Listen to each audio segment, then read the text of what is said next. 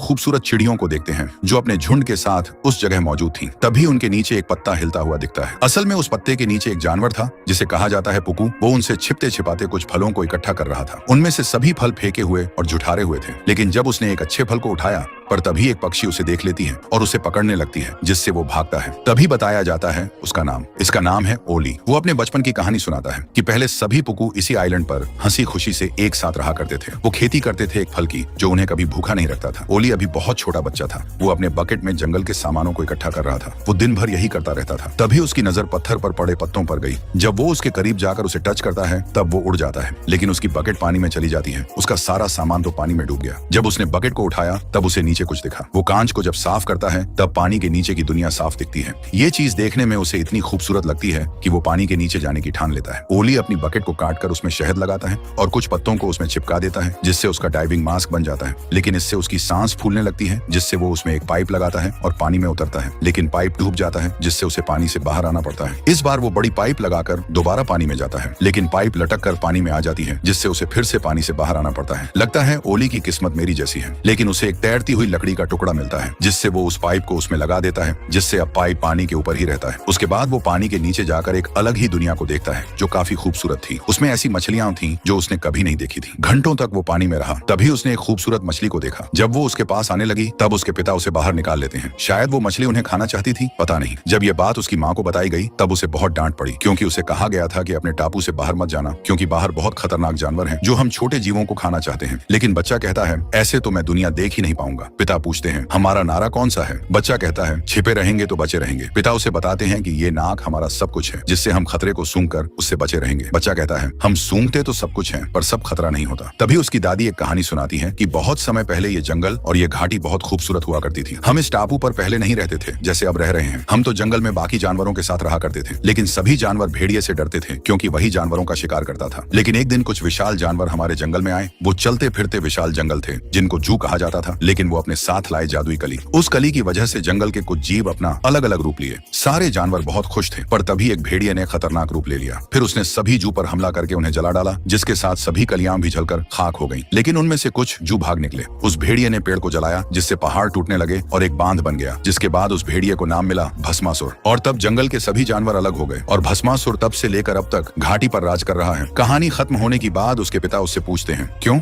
बोलती बंद हो गई?